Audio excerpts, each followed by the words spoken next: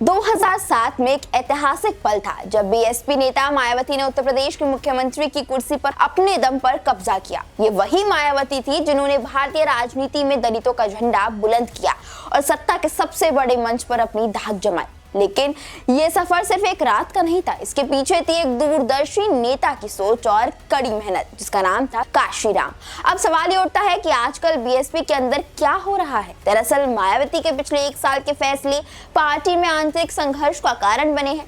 कभी उन्होंने कहा था कि उनका उत्तराधिकारी कोई दलित होगा, लेकिन परिवार से नहीं। लेकिन 10 दिसंबर 2023 को मायावती ने अपने भतीजे आकाश आनंद को न सिर्फ पार्टी का नेशनल कोऑर्डिनेटर बनाया बल्कि अपना उत्तराधिकारी भी घोषित कर दिया। ये कदम पार्टी में हलचल मचा गया, लेकिन फिर लोकसभा चुनाव के बीच मायावती ने आकाश को अपरिपक्व बताते हुए उन्हें सभी पदों से हटा दिया। हालांकि चुनाव बाद आकाश एक बार फिर मायावती की आंखों का तारा बन गए, लेकिन फिर से मायावती ने उन्हें पद से हटा दिया और उन पर गंभीर आरोप लगाए।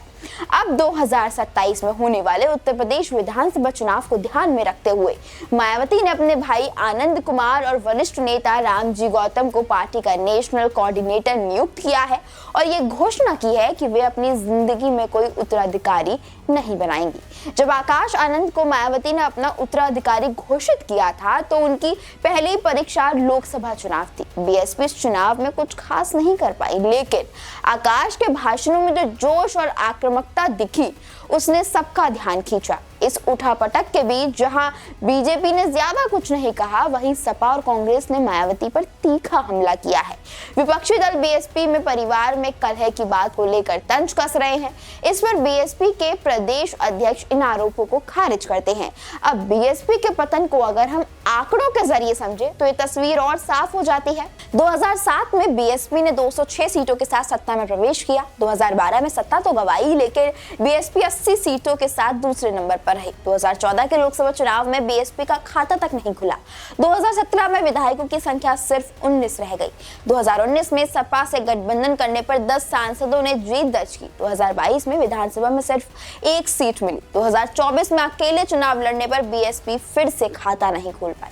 अब 10 दिसंबर 2023 को आकाश आनंद को उत्तराधिकारी घोषित किया गया, लेकिन 7 मई 2024 को उन्हें पद से हटा दिया गया।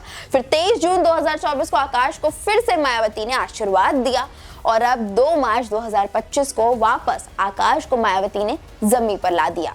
ये कहानी बीएसपी के उत्थान और पतन की कहानी है, जहां बदलाव, विवाद और पारिवारिक संघर्ष के बीच पार्टी अपनी पहचान बनाने की फिलहाल कोशिश कर रही है। आप लोगों को इस पर क्या कहना है, बुआ भतीजे के रिश्ते पर क्या कहना है, हमें कमेंट्स करके जरूर बताइए और देखते रहिए देश के नेता।